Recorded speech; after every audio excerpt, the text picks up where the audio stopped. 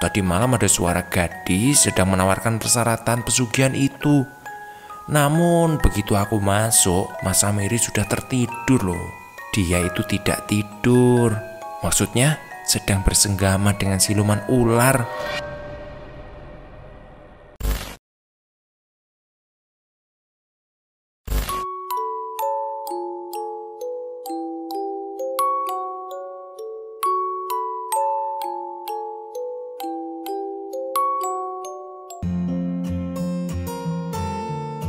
Assalamualaikum warahmatullahi wabarakatuh.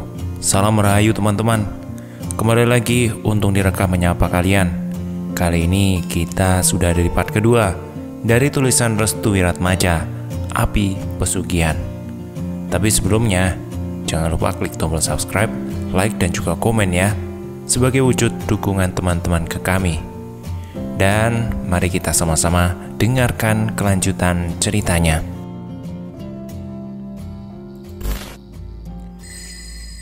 Bukan hanya menghancurkan, namun menenggelamkanmu ke dalam balutan luka yang tak pernah kau terima selama hidupmu. Maka dari itu, pesugihan bukan cara terbaik untuk menjadikanmu seorang kaya. Samiri memahami itu. Langkahnya memang salah. Jalannya amat sangat tersesat. Pikirannya semakin kacau. Pilihannya memang terbilang sekarat. Namun di balik itu semua, dia menginginkan masa depan anak dan istrinya selamat. Iya, oke.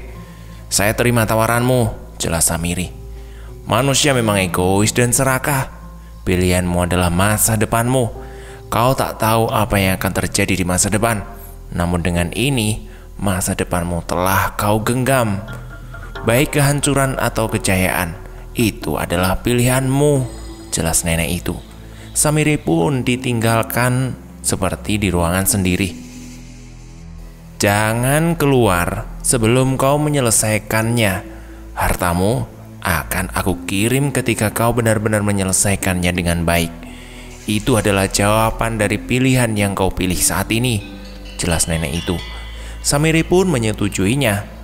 Namun dengan alasan yang kuat dia memilih pilihan itu. Ini adalah sebuah tanggungan hidup yang berat baginya. Sebagai seorang penafkah, tentu materi benar-benar menjadi penentu baginya. Seorang ayah akan melakukan apapun terhadap keluarganya walaupun jalan haram pun dilaluinya. Berbeda jika keyakinan yang kuat. Tentu masih ada Tuhan yang bakal memberikan semuanya.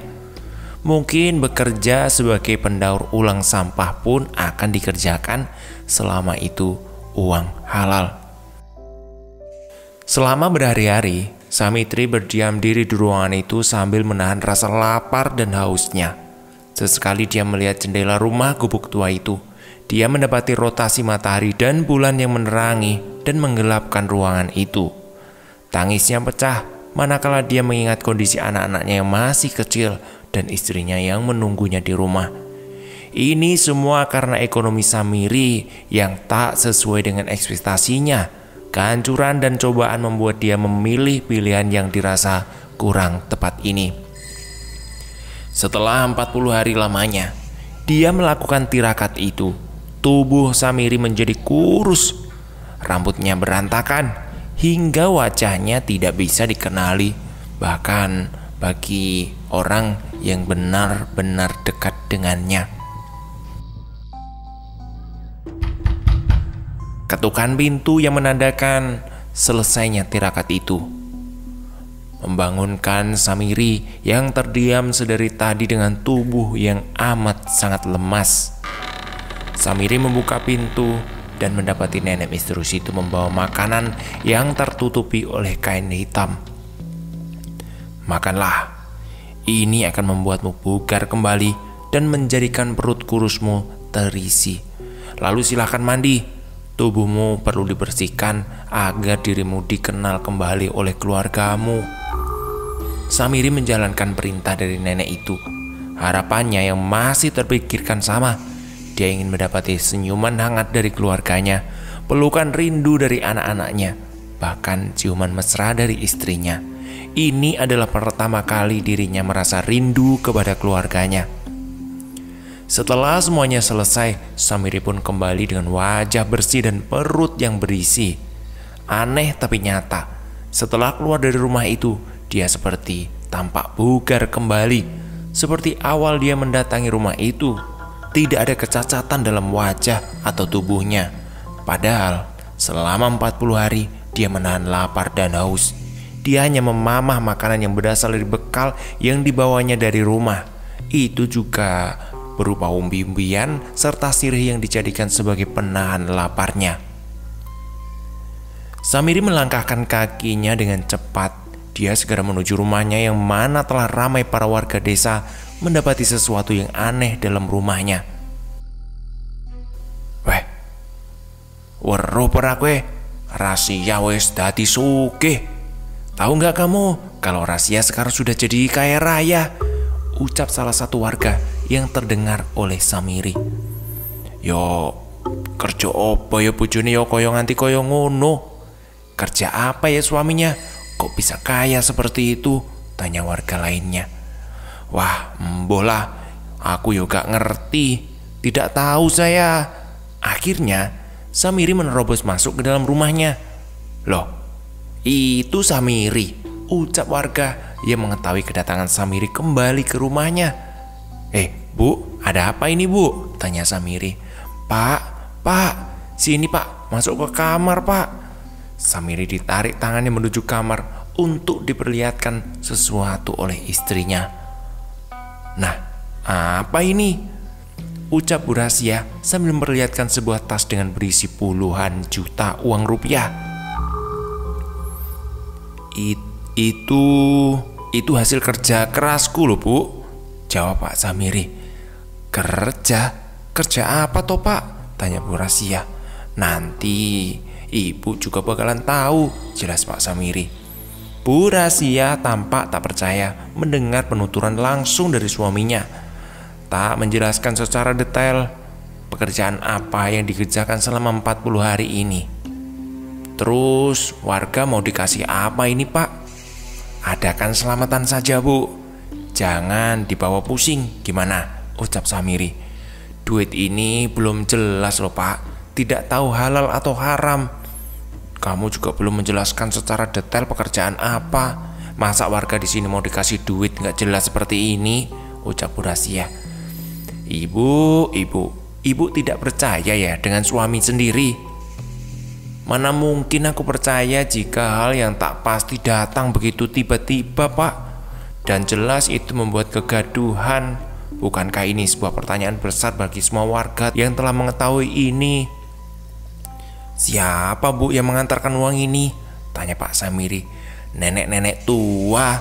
Dia datang selepas subuh bergema loh pak. Samiri heran, sejak kapan nenek yang ditemuinya di gubuk tua itu mengetahui tempatnya. Sudahlah, belikan saja bahan makanan, lalu adakan selamatan ya. Mungkin ini adalah perantara dari pekerjaanku saat itu, ucap Pak Samiri. Perantara apa sih pak maksudnya? Bu Rahasia masih terus menyerang Pak Samiri dengan pertanyaan-pertanyaan yang menjebaknya. Tentu untuk membuka kedok di balik pekerjaan suaminya. Jangan-jangan Bapak melakukan pesugihan ya? Tanya Bu Rahasia. Bu, diam. Jaga mulutmu. Kau tak tahu apa-apa mengenai pekerjaanku. Bu Rahasia hanya terdiam setelah dirinya digertak oleh suaminya. Maaf, aku lelah. Aku ingin istirahat. Tolong jangan berikan pertanyaan yang membuatku bingung. Ya bu ya. Baik pak. Iya maaf.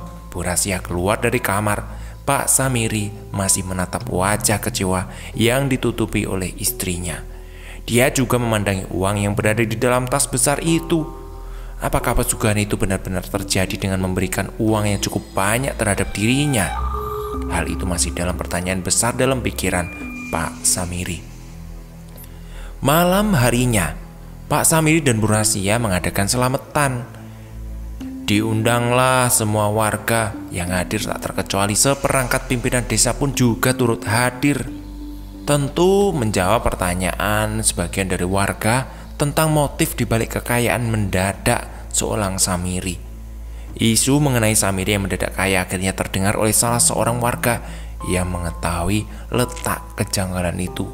Sebut saja Pak Anom. Dia nampak antusias untuk membongkar lebih dalam mengapa Pak Samiri ini bisa kaya secepat itu. Pak Anom menghadiri acara selamatan itu.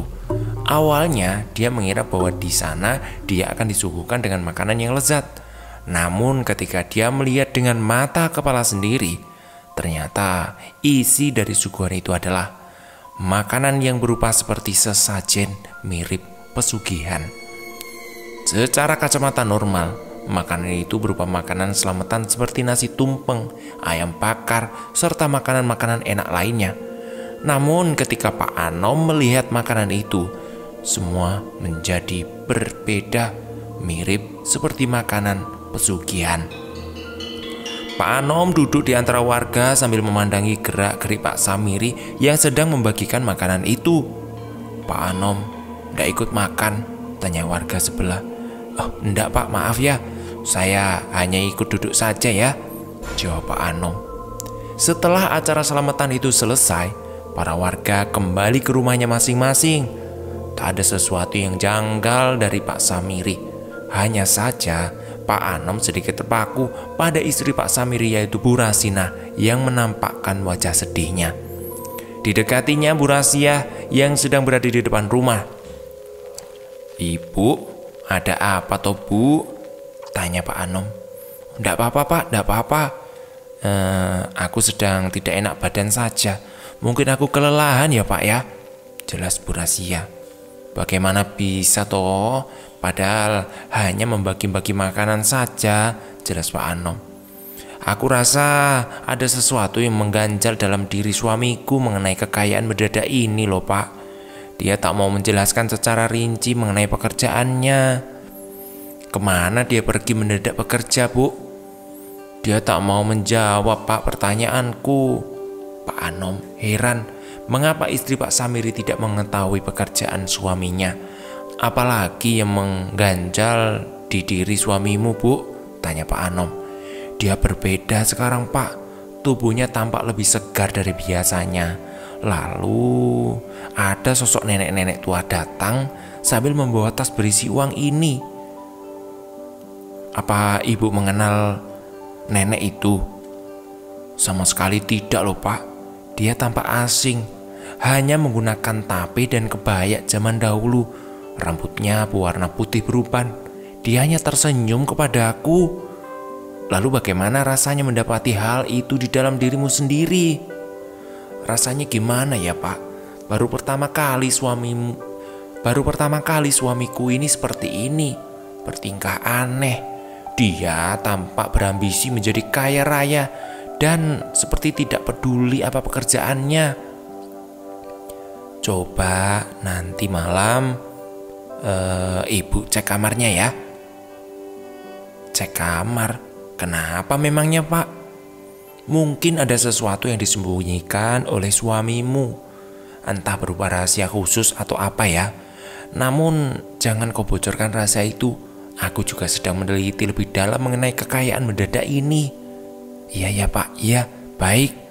Malam harinya Bu Rasia mendatangi kamar suaminya yang memang dikhususkan untuk beristirahat suaminya.